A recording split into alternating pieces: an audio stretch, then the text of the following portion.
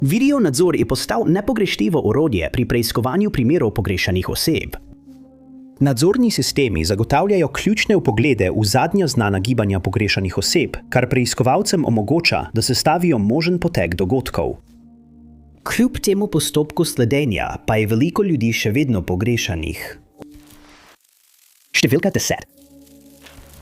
Obstaja le en stavek informacij o ozadju in osebnosti Ashley Basma. Vse pa je mogoče sklepati iz okoliščin njene izginotja. Prvič, Ashley je bila leta 2025 stara 40 let, glede na območje, kjer je izginila, pa je uživala v naravi, pohodništvu in kampiranju. Preostali opis pogrešane ženske je bil povzet na plakatih, ki so preplavili prometne ulice in družbena omrežja. Ashley Basma so nazadnje videli oblečeno v rožnate pajkice in siv pulover. Imela je modre oči, ob izginotju pa so bili njeni lasje pobarvani v rožnato barvo. Bila je visoka 163 cm in tehtala približno 52 kg. In od 14. oktobra 2025 je nihče ni videl, niti ni bil v stiku z njo. Okoliščine njene izginotja so nenavadne, preiskava pa je obstala, saj malo sledi in ni nobenih namigov. Časovnica izginotja. Ashley se je začela tistega dne na otoku Vancouver v Britanski Kolumbiji v Kanadi. Tukaj se je ženska odpravila na ribolov, vendar ni bilo podrobno navedeno, s kom je bila, če sploh s kom. Potovanje je bilo potrjeno v Cumberlandu, kjer naj bi Ashley postavila tabor blizu jezera Comox, ki se nahaja v 24-hektarskem parku Cumberland Lake Park. Rezervat ponuja peščene plaže, plavajoči pomol za kopanje, camp, 14 opremljenih parcel, skupinsko taborišče, pomol, izplovišče za čolne, pohodniške poti in do 34 neoskrbovanih parcel. V parku živijo tudi črnorepi jeleni, Rooseveltovi vapiti, pume in črni medvedi. Zato morajo taboriščniki vso hrano shranjevati v posodah odpornih na živali. V 4 dneh, preden je Ashley izginila, so jo opazili na nadzornih kamerah, ko je vstopala v neimenovano ustanovo. Ta slika je organom pregona in javnosti dala novo predstavo o tem, kako je Ashley izgledala v času njenega izginotja. Črne medvede obiskovalci teh parkov pogosto opazijo. Verjamejo, da je Ashley po postavitvi tabora ob jezeru morda vstopila na eno od bližnjih poti, čeprav preiskovalci ne morejo z gotovostjo povedati, po kateri poti bi lahko hodila. Prav tako so predlagali, da bi jo morda kdo pobral ali pa je odšla peš na neznano lokacijo. Okoliščine njene izginotja ostajajo neznane organom pregona, ki puščajo odprte vse možnosti. Potem, ko 2 dni ni slišala ničesar od nje, jo je njena mati Sandy prijavila kot pogrešano pri RCMP. Menilo je 6 mesecev in preiskovalci so sledili vsaki možni sledi, medtem ko še naprej aktivno preiskujejo njen primer. Njeni bližnji so medtem ustanovili GoFundMe za zbiranje nagrade za informacije, ki bi pripeljale do kraja, kjer se nahaja Ashley Basma. Družina verjame, da bi ponudba nagrade lahko spodbudila tiste, ki imajo informacije, da stopijo naprej in jim pomagajo najti pogrešano sorodnico. Družina ne živi na območju Comox, zato morajo potovati med domovi in iskati nastanitev, kar jim povzroča dodatne stroške. Denar, zbran prek GoFundMe, bi jim prav tako omogočil, da nadaljujejo z iskanjem. Cilj je postavljen na $9,000 kanadskih, od katerih so jih zbrali že več kot 7,500. Vse informacije o tem, kje se nahaja Ashley Basma, lahko posredujete policiji Comox Valley RCMP na številko 2503 8132. Tisti, ki posredujejo informacije, naj navedejo številko primera pri 025 158 16. Številka 9. Lisa Dorian se je rodila na Severnem Irskem leta 1979 kot najstarejša od 4 otrok, Pat in Johna Doriana. Ima 3 mlajše sestre, Michelle, Joanne in Sierra. V svojih 20-ih je mlada, družabna, odprta in zabavna ženska delala kot prodajalka v obmorskem mestu Bangor v okrožju Down. Načrtovala je, da se bo preselila v Španijo in začela posel z izposojo vodnih skuterjev, pri čemer bi uporabila odškodnino za telesne poškodbe v višini 50,000 funtov, ki naj bi jo prejela sredi leta 2005. Po leti 2004 je Lisa končala svojo 4-letno zvezo z Jamiem Millisom in začela preživljati čas z novo skupino prijateljev, ki jih njena družina ni odobravala. Verjeli so, da ima ta skupina povezave z organiziranim kriminalom, težkimi mamili in lojalističnimi paravojaškimi skupinami. Približno v tem času naj bi 24-letna Lisa začela redno uporabljati mamila. Preden je Liza lahko prijela svojo odškodnino, je postala osrednja oseba v primeru, ki je ostal nerešen več desetletij. Konec februarja 2005 je Liza petko večer preživela v Broomsportu, nato pa je prespala pri prijateljici v Ballywaterju. Naslednji dan so jo videli v pubu blizu Kirkjubana, nato na zabavi v Ballyhalbertu, preden se je za nekaj ur vrnila v svoje stanovanje v Bangorju. Nekega trenutka tiste noči ali zgodaj zjutraj je Liza zapustila svoje stanovanje in odšla v dom Naomi Drysdale v Ballyhalbertu, kjer je potekalo še eno druženje. V nedeljo, 27. februarja, sta Liza in nekaj znancev odšla v zapuščeni kamp Ballyhalbert Caravan Park na nadaljevanje zabave. Veliko udeležencev je bilo pod vplivom rekreativnih drog. Po poročanju naj bi Liza večino časa preživela z Markom Lovettom, oskrbnikom parka. V zgodnjih urah ponedeljka, 28. februarja, so bili dokumentirani njeni zadnji znani premiki. Ena Marka je njena sostanovalka poklicala njeno mlajšo sestro Joano in ji povedala, da se Liza čez vikend ni vrnila domov. Liza se ni oglašala na klice in njena družina je hitro začela iskati. Tisto noč je družina srečala Marka Lovetta, za katerega so povedali, da je bil solzen in vznemirjen. Trdil je, da sta z Lizo sedela v prikolici okoli 4:45 zjutraj, ko sta zaslišala glasen hrup in zunaj videla utripajoče luči. Oba sta v strahu stekla van in se v temi ločila. Mark je povedal, da je kasneje poskušal poklicati Lizo, vendar se ni oglasila. Trdil je, da je bilo to zadnjič, ko jo je videl. Lisa Dorian je bila prijavljena kot pogrešana in policija je začela preiskovati kamp, v prikolici pa so našli njeno torbico in druge osebne stvari. Izjave prič so bile omejene, ker je bila večina udeležencev zabave pod vplivom in niso mogli dati zanesljivih izjav. Eden od udeležencev zabave, ki ni ničesar zaužil, je podal več podrobnosti. Povedal je, da sta Mark in Lisa tako močno halucinirala, da je začel skrbeti zanju. Okoli 1:15 zjutraj je poklical Liso, da bi preveril, kako je, vendar se ni oglasila. Mark se je oglasil na telefon in nerazločno rekel, da ima privide, nato pa je odložil slušalko. Policija je kasneje prejela nasprotujoče si informacije. Mark je sprva rekel, da je poklical Liso potem, ko sta se ločila, vendar je mesece kasneje poklical tudi njenega fanta, ki naj bi trdil, da je v Bangorju z drugo žensko. Fant je to zanikal in povedal, da mi je Mark samo povedal, da je Lisa pogrešana. Prav tako je razkril, da je bil Lisin telefon dejansko v njegovem stanovanju v Ballywaterju. Po teh nasprotujočih si izjavah je Mark nenadoma prenehal govoriti s policijo in je zavrnil sodelovanje z Lisinino družino.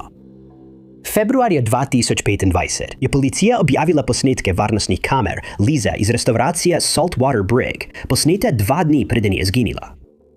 Tu ostaja zadnji znani posnetek nje. 2 desetletji kasneje, Lisa še vedno pogrešana. Njena družina še vedno upa, da bo nekega dne najdena. Opisana je kot oseba s svetlimi lasmi, modrimi očmi, vitke postave in visoka približno 163 cm.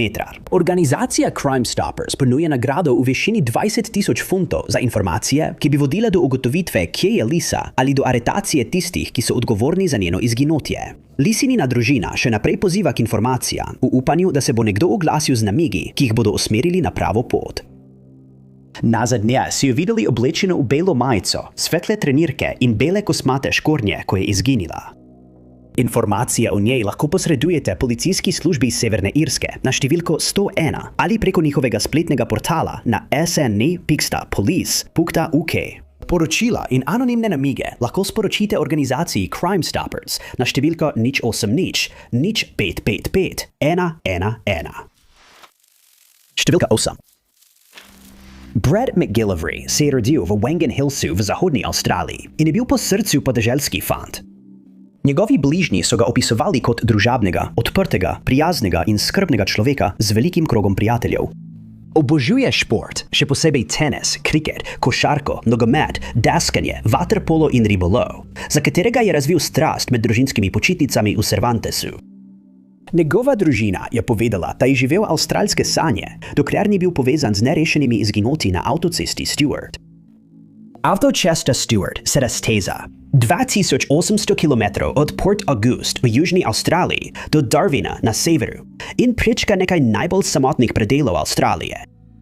Ker je med mesti le malo postajališč in ker so omejitve hitrosti tudi do 130 km/h, velja za eno najnevarnejših cest v državi. Med letoma 2004 in 2007 je v bližini avtoceste na severnem teritoriju prišlo do več izginotij, od katerih jih je veliko še vedno nerešenih. Leta 1997 je Brett preživel 3 mesece v bolnišnici Greylands Hospital, potem ko sta njegova starša Rosa in Colin opazila nenavadne pogovore, paranojo in znake blodnjavosti. Zdravili so ga zaradi akutne psihotične epizode, katere vzrok ni bil znan. Toda po odhodu iz ustanove je njegova družina verjela, da mu gre dobro. Ta izkušnja je kasneje navdihnila Bretta, da se je odločil za delo v skupnostni zdravstveni negi ali na področju duševnega zdravja. Upisal se je na univerzo Edith Cowan, uspeval kljub pritisku, si pridobil veliko prijateljev in celo opravil prakso v bolnišnici Greylands Hospital, kjer so ga nekoč zdravili. Vse pa se je spremenilo v ponedeljek 10. aprila 2006. Tistega jutra se je 26-letni Brett pripravil na delo. Materi povedal, da bo morda prišel domov kasneje kot običajno in ob 6:40 zjutraj odšel s svojim belim Toyota Camryjem. Imel je svoj telefon, denarnico, torbo in nosil je svojo uniformo medicinskega brata za izmeno v bolnišnici Bethesda v Claremontu. Kasneje tisti dan je Rosa našla sporočilo na telefonski tajnici iz univerze Edith Cowan, ki je Bretta opominjalo, naj obvesti svojega nadrejenega, če zamudi svojo prakso medicinskega brata. Postala je nervozna, vendar je mislila, da morda bolnišnica ni zabeležila njegove prisotnosti. Potem je Colin opazil, da je Brett v hladilniku pustil svoje zdravilo z litijevim karbonatom. Sprva so upali, da je preprosto izpustil odmerek ali pa je šel obiskat prijatelje. Toda po večkratnih neodgovorjenih klicih in neprespani noči so ga prijavili kot pogrešanega. Policija je preverila Brettove telefonske zapise in izvedela, da je bil njegov telefon izklopljen takoj, ko je zapustil dom. Ni šel v bolnišnico. Namesto tega se je odpeljal do lokalne banke, dvignil denar in zapustil mesto. Od takrat se mu nihče ni oglasil. Ker je imel rad potovanja, so preiskovalci pregledali posnetke varnostnih kamer po vsej Avstraliji. Kasneje so ga opazili v Sedani, približno 2000 km vzhodno od Pertha, kjer je dvignil še več denarja na bankomatu. 5 dni so se na njegovem računu še vedno pojavljali dvigi, dokler ni bil izpraznjen. Njegovi starši so položili še več denarja, vendar po 15. aprilu ni bilo več nobenih transakcij. Kasneje je parkovni čuvaj poročal, da je na Veliki petek videl Bretta na cesti Lurita, blizu Kings Canyona v severnem teritoriju. Spal je ob cesti in povedal, da ima težave pri iskanju svojega vozila. Čuvaju je povedal svoje ime in rekel, da se odpravlja domov. Čuvaj je povedal, da je bil videti fizično v redu, vendar je deloval zmeden, zato je stopil v stik s policijo v Hermansburgu. Ko so namig povezali s primerom pogrešane osebe Brett, je policija postavila cestno zaporo, vendar ga že ni bilo več. 26. aprila je voznik tovornjaka prijavil zapuščenega Toyota Camry z 8CI 766 na Stewartovi avtocesti in območju napada. To je bil Brettov avto. V notranjosti so policisti našli poln rezervoar za gorivo, ključe v kontaktu, Brettovo denarnico in njegov telefon. Edina stvar, ki je manjkala, sta bila Brett in njegova črna torba. Račun za gorivo potrdil, da je bil v Alice Springs. 15. aprila policija pa je iskala po zraku in kopnem, vendar niso našli nobenih dodatnih sledi. Izginotje Bretta ostaja nerazrešeno. Njegova družina je povedala, da v dneh pred njegovim izginotjem nihče ni opazil nič nenavadnega, zaradi česar je njegovo izginotje nenadno, nepričakovano in povsem netipično zanj. Brett McGillivray je bil opisan kot bel moški z modrimi lasmi in rjavimi očmi. Ima svetlo polt in čvrsto postavo. Rečeno je, da je visok 170 cm in verjame se, da je imel s seboj majhen črn nahrbtnik, ko je izginil. Informacije lahko posredujete na anonimni telefon za prijavo kaznivih dejanj na številko 1-800-333-00. Prijave lahko oddate tudi prek spleta na pingada.crimestoppers.com.au. Številka 7. 11. marca 1933 se je v Peruju rodil Furman Delgado Pinto, ker je odraščal in skromno delal na poljih. Tisti, ki so ga poznali, so ga opisovali kot prijaznega, prijateljskega, družinsko usmerjenega in vedrega človeka. Ker je živel blizu obale, je razvil ljubezen do plaže in ribolova. Tudi v starosti je ostal neodvisen in je rad hodil na dolge sprehode. Vedno se je vrnil domov brez pomoči. Ni imel dokumentiranih zdravstvenih težav, demence ali kognitivnih motenj. Leta 2011 se je Furman preselil iz Peruja v Čile, da bi bil bližje svojim hčeram in vnukom, ter se naselil v občini Peñalolén v Santiagu. Marca 2018 sta ena od njegovih hčera in njen mož pripravila presenečenje s potovanjem v Limo v Peruju za njuno 25. obletnico poroke. Furman je izvedel za to in ustrajal, da gre zraven, da bi lahko tudi on obiskal družino. Ker je bila njegova vozovnica kupljena posebej v zadnjem trenutku, se je Furman moral sam vrniti v Čile. Njegova družina je bila zaskrbljena zaradi njegove starosti, vendar jih je uslužbenec letalske družbe pomiril, da mu bo osebje pomagalo skozi letališče, vključno z izkrcanjem in prevzemom prtljage. Po 2 tednih v Limi je Furman vstopil na povratni let, ki naj bi pristal na mednarodnem letališču Artura Marina Beniteza ob 19. uri 2. aprila. Sorodniki v Čilu so ga čakali pri izhodu številka 4, vendar se Furman po prihodu vseh potnikov ni pojavil. Ko je družina prosila osebje letališča za pomoč, so jim rekli naj počakajo in jim preprečili vstop v katerokoli od omejenih območij. Osebje pa ni hotelo niti potrditi, ali je letalo sploh prispelo. Furman ni imel mobilnega telefona, zato ga nihče ni mogel kontaktirati. Njegova hči, ki je kasneje priletela iz Lime, je ugotovila, da ga še vedno pogrešajo. Sorodniki so se razdelili in sami preiskali terminal. Eden je preveril območje taksijev, vendar so ga odstranili. Pogovarjali so se tudi s prihajajočimi potniki in srečali Kolumbijko, ki je povedala, da so tudi njej obljubili pomoč na letališču, a je ni nikoli prejela. Družina je na koncu našla policista, ki je prisilil osebje letališča, da je posredovalo informacije. Osebje je trdilo, da je Furmanovo letalo prispelo že pred več urami, vendar je prišlo do težave z njegovo prtljago, zato so ga dali na invalidski voziček pri prevzemu prtljage in mu rekli, naj počaka. Rekli so, da je postal razočaran in je sam odšel. Družina in policist sta kljub uporu osebja zahtevala posnetke varnostnih kamer. Posnetki so nasprotovali zgodbi letališča.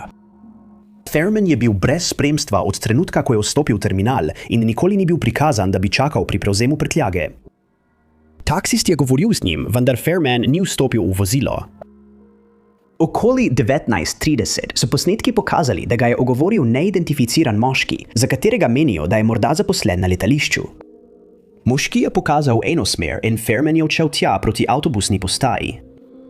Varnostne kamere so ga kasneje pokazale, kako tam čaka v vrsti, vendar je postal nestrpen in odšel, dokler ni izginil iz vidnega polja kamere. To je bilo zadnjič, ko so ga zanesljivo videli. Furman je imel pri sebi 9000 pesov, ko je izginil, zaradi česar se je njegova družina bala, da je morda pristal na ulici. Med preiskavo so odkrili, da so tudi drugi starejši in ranljivi ljudje izginili v zaskrbljujoče podobnih okoliščinah. Furman Delgado Pinto bi bil danes star 92 let. Opisan je kot oseba hispanskega porekla z rjavimi očmi in kratkimi sivimi lasmi. Je srednje postave in visok 168 cm. Informacije o tem, kje se nahaja pogrešani moški, lahko posredujete PDI ali pokličete na 708 2178. Številka 6. Amy Brown je svojega moža Davida Lamarja Browna opisala kot čudovito osebo, popolnega moža in ljubečega dedka. Par je bil poročen četrt stoletja, leta 2024 pa je David dopolnil 70 let. Srečni par je tisto leto skupaj gradil novo hišo in naj bi po poročanju živela svoje sanje ter načrtovala preostanek svojega življenja. Žal je bilo prav tisto leto, ko je David prejel težko diagnozo, ki je nihče ni mogel predvideti.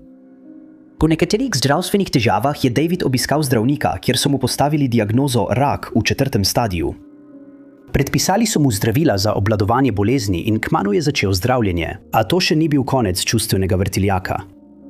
Amy je svojega moža Davida pripeljala v Brooksville na Floridi v okrožju Hernando iz njunega doma v Georgiji, ker si je David, ki se je zdaj boril s težko boleznijo, želel videti svojega brata in preživeti čas z njim. Ena od stvari na Davidovem seznamu želja je bila, da bi skupaj z bratom obiskal 194-akrsko družinsko posestvo in star hrast. Prav med tem obiskom bi David Brown skrivnostno izginil, kar je sprožilo obsežno iskalno akcijo, ki še vedno ni prenehala. Bilo je 13. avgusta, ko sta se David in njegov brat, skupaj z vestim, izurjenim psom, varuhom Snoopyjem, odločila odpraviti v gozdnato območje na cesti Baton Road v Brooksvillu. Vsi trije so se skupaj peljali z golfskim vozičkom proti gozdu, a jim je pot preprečilo podrto drevo. Bežalo je čez pot in jim preprečilo, da bi nadaljevali. Davidov brat se je odločil vrniti domov po opemo, da bi odstranil drevo. 69-letnik je ostal zadaj s Snoopyjem ob sebi in rekel: V redu, jaz bom šel naprej. Šel bom pogledat drevo s psom. To je bilo zadnjič, da so svojci videli ali slišali za Davida, saj se ni nikoli vrnil z tega kratkega sprehoda. Preden se je njegov brat lahko vrnil iz gozda, je Snoopy prišel domov. David pa ni bil z njim, kar je takoj sprožilo alarm. Hitro se je vrnil na cesto in začel večurno iskanje, ki pa ni obrodilo sadov. Do 1:30 popoldne je bil šerifov urad okrožja Hernando obveščen o izginotju Davida Browna. In takoj se je začela iskalna in reševalna akcija za ranljivega moškega, ki je potreboval redna zdravila. Oblasti so hitro pridobile posnetke iz gozdnatega območja, ki jih je posnela kamera za opazovanje divjadi in prikazujejo Davida, kako hodi proti jugu, očitno v smeri ceste Heyman okoli 10:40 dopoldne. Policisti so se odpravili na območje in iskali ob poti ter sledili njegovim korakom. Nekoliko nižje po poti, na območju pred tem, ko je šel mimo kamere, so preiskovalci našli Davidova očala in čevlje, njega pa ni bilo nikjer. Ker ni bilo več posnetkov nadzornih kamer, se preiskovalci zdaj zanašajo izključno na namige prič, ki bi morda opazile pogrešano osebo. Iskanje Davida je izjemno nujno glede na njegovo zdravstveno stanje. Opisan je kot bel moški s sivimi lasmi in modrimi očmi. Visok je 180 cm in tehta približno 79 kg. Informacije o tem, kje se nahaja pogrešena oseba, lahko posredujete šerifovemu uradu okrožja Hernando na številko 352 75 46 83. S številko primera agencije 202 40 033 97. Številka 5. Tako kot okoliščine njene nenavadne izginitve, tudi o življenju Ann Qureshi ni veliko znanega, vključno z njenimi osebnimi odnosi, povezavami in zgodovino. Znana je, da je bila stara 33 let in prebivala v New Jerseyju, kjer je živela v stanovanju s svojim majhnim psom v 4. Heights v Jersey Cityju, v stavbi na naslovu South Street 147. Izginotje Anne Qureshi se je začelo v zgodnjih jutranjih urah 1. marca 2025. Okoli 4:56 zjutraj je zapustila svoje stanovanje skupaj s svojim psom. Njeni ključi in mobilni telefon so ostali v njenem stanovanju, od tam naprej pa se lahko zanašamo le na posnetke varnostnih kamer, ki so zabeležile Anno Qureshi, da sestavimo preostanek njene poti, preden se je ta nenadoma končala. Posnetki nadzornih kamer so razkrili, da je šla v enega od parkov blizu svojega doma, kasneje pa je bilo potrjeno, da je šlo za Riverview Fish Park. Ni jasno, ali je imela v tem trenutku s seboj svojega psa, vendar je bila, ko so jo ponovno opazili, sama. Zadnje opažanje pogrešane ženske je bilo zabeleženo istega dne, ko so jo videli v Habokenu, 2 milji vzhodno od njenega stanovanja v Jersey Cityju. Na posnetku je bila videna, kako nosi črno jakno, črno majico s kapuco, črne hlače in črne čevlje. To bi bil zadnjič, ko so jo ujeli nadzorni kamerami. Potem, ko Anne nihče več ni videl ali slišal, jo je njena družina prijavila kot pogrešano, kar je sprožilo temeljito preiskavo in iskalno akcijo. Ob preiskavi primera so oblasti naletile na Anninega psa, ki je bil nenavadno in zanj netipično puščen samega na hodniku stavbe, ker so ga našli zaposleni. Odkritje je bilo za družino zaskrbljujoče, saj verjamejo, da Anna nikoli ne bi pustila svojega psa v takšni situaciji. Od takrat je bilo v tej nenavadni zadevi narejenega zelo malo napredka. Prijeli so le nekaj namigov. Vsak namig so preverili, vendar nobeden ni pripeljal do novih sledi, ki bi preiskovalce usmerile na pravo pot. Njeni bližnji so takrat ponudili nagrado za informacije o njeni lokaciji. Oblasti pa pozivajo člane skupnosti, naj pregledajo posnetke varnostnih kamer, v upanju, da so osebne kamere kaj ujele. Njen primer je bil označen kot pogrešana oseba in ostaja nerešen do aprila 2026. Anna je bila opisana kot oseba z olivno poltjo, črnimi lasmi in rjavimi očmi. Visoka je 178 cm. Ima prebodena oba ušesa in nos. Prav tako naj bi imela več tetovaž. Informacije v zvezi z njenim izginotjem ali tem, kje se nahaja, lahko posredujete policijski upravi Jersey City, severni okraj, na 1-547-5350. Številka 4. Charlene Hobbs je mati, sestra, hči in prijateljica mnogim. O njenem osebnem življenju ali preteklosti ni bilo razkrito veliko. Poročali so, da je bila stara 36 let, ko je izginila in da je prebivala v Riversideu v Cardiffu. Časovni potek dogodkov, povezanih z nepojasnjenim izginotjem Charlene, se začne 19. julija 2024, na dan, ko so jo nazadnje videli in ko je bila nazadnje v stiku s svojimi najdražjimi. Ko se jim tisti dan nenavadno ni več oglašala, so prijavili njeno izginotje, kar je sprožilo obsežno preiskavo. Preiskovalci so pregledali posnetke varnostnih kamer iz okoliških območij, pri čemer je bilo eno opažanje zabeleženo 23. julija. Na posnetku je mogoče videti Charlene v trgovini Morrisons v Adamsdownu v Cardiffu. Ob 6:07 24. julija so jo kamere znova ujele, tokrat na posestvu na Broadwayu v Adamsdownu. Od tam so bili policisti prisiljeni zanašati se na opažanja skupnosti, od katerih jih veliko ni mogoče potrditi, ter na poizvedbe, zaradi katerih se sprašujejo, kaj javnost ne pove. Ena od možnih opažanj se je zgodila 29. julija, ko naj bi bila Charlene opažena, kako okoli 11:20 zjutraj hodi čez železniški most.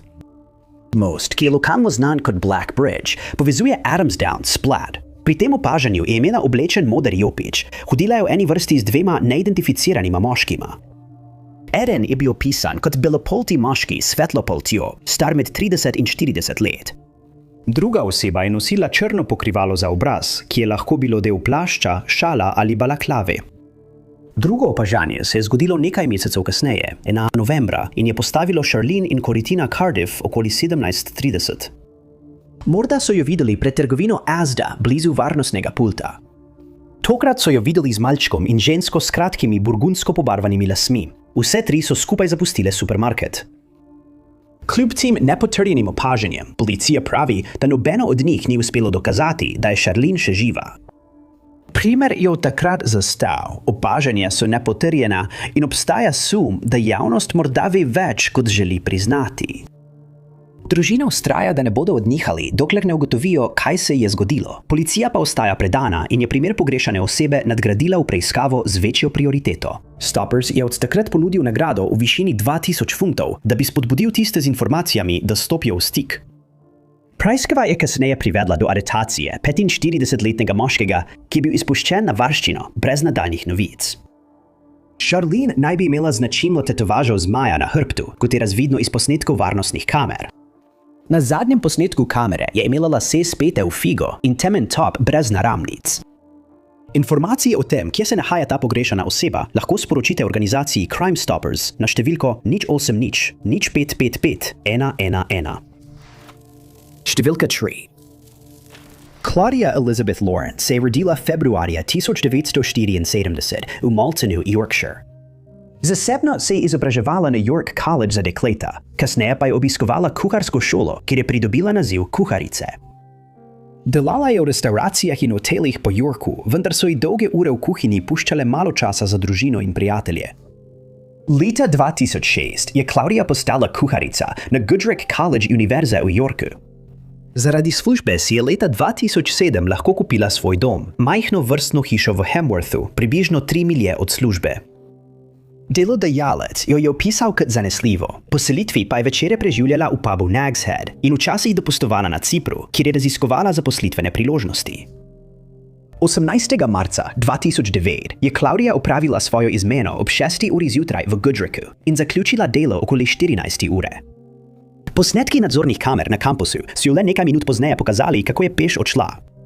Okoli 15. ure jo je druga kamera ujela blizu trgovine pri Melrose Gate, blizu njenega doma. Sosed pa naj bi jo videl v bližini. Tisti večer je Claudia po telefonu govorila z obema staršema. Zdela se je povsem običajna in bila je navdušena nad načrti za prihajajoči materinski dan s svojo mamo. Rekla je, da je doma in da namerava zgodaj v posteljo, ker bo morala naslednji dan pred 5. uro zjutraj peš v službo, saj je bil njen avto na popravilu. Njeni starši so prejeli njeno zadnje sporočilo ob 9:12 zvečer. Od takrat Claudia ni nihče več videl ali slišal za njo.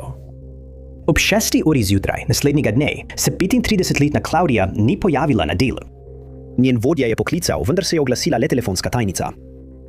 Claudia bi se morala tisto noč srečati tudi s svojo prijateljico Susie Cooper, vendar ni nikoli prišla. Susie, ki je vedela, da Claudia pogosto uporablja telefon, jo je večkrat poskušala poklicati, vendar je ni uspela dobiti. Naslednje jutro je Susie stopila v stik s skupnimi prijatelji, vključno z lastnikom puba Nag's Head, nato pa obvestila Claudine starše. Njen oče Peter je poklical na Goodricke College in izvedel, da je Claudia izpustila delo tako 19. kot 20. marca. Ob 14. uri 20. marca je bila obveščena policija severnega Yorkshira in vloženo je bilo poročilo o pogrešani osebi. Policija je bila sprva zadržana glede nujnega ukrepanja, ker ni bilo očitnih znakov nasilja ali motenj, vendar so policisti vseeno preverili pot Klaudije. 5 tednov kasneje je bil primer nadgrajen v odmevno preiskavo zaradi suma, da je prišlo do hudega kaznivega dejanja. En ključni posnetek varnostne kamere je prikazal neidentificiranega moškega, ki se je zadrževal v zadnji ulici za Klaudijino hišo. A kljub večkratnim pozivom ga nikoli niso identificirali. 4 redni obiskovalci iz Nagseta so bili kasneje aretirani, vendar je državno tožilstvo zavrnilo pregon zaradi pomankanja dokazov. Izginotje Claudije Lawrence ostaja nerazrešeno, zato vse, ki imajo kakršnekoli informacije, prosijo, da pokličejo policijo Severnega Yorkshira na številko 101 ali Crime Stoppers na 0800 555 111. Številka 2. V primeru Rowena Walker ni bilo objavljenih veliko osebnih podatkov, vključno z njenim ozadjem ali odnosi. Prva stvar, ki jo vemo o 39-letni ženski iz kraja Christchurch, je, da je izginila, iskanje nje in informacije o njenem primeru pa še vedno potekajo. Roweno so nazadnje videli 14. aprila 2025 v trgovini na ulici Bassett v Christchurchu. Videli so jo z neznanim spremljevalcem na varnostnih kamerah trgovine. Šele 22. oktobra so bili družinski člani obveščeni, da že kar nekaj časa nihče ni videl ali imel stika z njo. Zaskrbljena jo je njena mati prijavila kot pogrešano. Zadnjič, ko so bili družinski člani v stiku z njo, jim je Rowena povedala, da biva pri prijatelju. To je bilo dan, preden je izginila. Takoj so začeli iskalno akcijo, ugotovitve pa so preiskovalce napeljale na sum, da je morda vpleteno kaznivo dejanje. Organi pregona so ugotovili, da Rowena ob izginotju ni pustila nobene digitalne sledi, kar je zapletlo preiskavo. Ker niso mogli slediti njenim gibom, so policisti postali zelo zaskrbljeni za njeno dobrobit. Ugibali so, da bi pogrešana ženska morda bila v stanovanjskem rdečem območju, delu Christchurcha, 630-hektarskem območju, ki je bilo zaradi potresov razglašeno za nestabilno. Območje je močno poraščeno in je bilo nato spremenjeno v začasno zeleno območje z rekreacijskimi površinami. Ta teorija je spodbudila obsežno iskanje v rdečem območju, v katerem je sodelovalo 30 uslužbencev, droni, čovni in policijski psi. Te ekipe so se osredotočile na območja, kjer bi lahko bile stvari skrite ali zakrite. Aprila letos so bili odkriti nekateri predmeti, pomembni za preiskavo, ki jih trenutno preiskujejo, da bi ugotovili, ali so povezani z izginotjem Rowena. Okoliščine v zvezi z njenim izginotjem ostajajo nejasne. Moški, s katerim je bila, še vedno ni identificiran, ona pa ostaja pogrešana. Preiskovalci so razširili iskanje tudi na sosednja območja, vključno z Waikatom, Canterburyjem in Tasmanom. Rowena je bila znana po tem, da je potovala, vendar je ob tem ostajala v stiku s svojo družino, še posebej s svojimi otroki. Neidentificirani moški, ki je bil z njo opažen na posnetkih varnostnih kamer, trenutno ostaja glavna sled v preiskavi. Vendar se ta oseba še ni javila. Informacije v zvezi s to izginotjem lahko posredujete lokalni policiji na številko 105 ali anonimno preko Crime Stoppers na 0800 555 111. Številka 1. 30-letna Jessica Zarinski je živela s svojo babico v Bosley Parku v zahodnem Sydneyju. Njeni bližnji so jo opisovali kot lepo, tiho in takoj všečno osebo. Znano je bilo tudi, da je tavala naokoli in včasih pristopila k neznancem ter jih prosila za prevoz ali cigareto. Njeni sorodniki so povedali, da se je spopadala s težavami v duševnem zdravju, čeprav se je zdelo, da se s tem spopada. Nazadnje so jo družinski člani videli v Bosley Parku 25. novembra 2022 ob 22. uri. Potem je izginila in se le občasno pojavila na posnetkih varnostnih kamer. Prvo potrjeno opažanje so bila 3 dni kasneje, 28. novembra ob 8:35 zvečer. Ko posnetki pokazali, da hodi proti jugu po Zadrovovi aveniji v Bosley Parku. Kasneje tisto noč so jo videli pred klubom na cesti Prairie Vale, nato pa še na parkirišču Greenfield Tavern v Greenfield Parku. Približno 10 minut kasneje so jo videli, kako je odšla v modrem karavanu Holden Commodore, ki je postal ključen za preiskavo. Policija je vozilo spremljala preko varnostnih kamer do 9. ure naslednje jutro, ko so ga opazili na bencinski črpalki Ampol v Horsley Parku. 40-letni moški, kasneje identificiran kot Paul Jones, je izstopil in natočil gorivo. Tisto noč je spoznal Jessico in prej ni imel nobene znane povezave z njo. Jones je prav tako vstopil v trgovino in kupil cigarete ter 2 steklenici brezalkoholne pijače. Varnostne kamere naj bi pokazale, da je nekdo na sovoznikovem sedežu nosil oranžen zgornji del, za katerega so verjeli, da je to Jessica, ki so jo prej videli v enakih oblačilih. Preiskovalci so prav tako opazili vejo, zagozdeno v sovoznikovih vratih, ki je ni bilo videti na prejšnjih posnetkih vozila. Več kot uro kasneje so isti avto ujeli, ko se je peljal proti zahodu po cesti Great Western Highway, vendar je bil zdaj sovoznikov sedež prazen.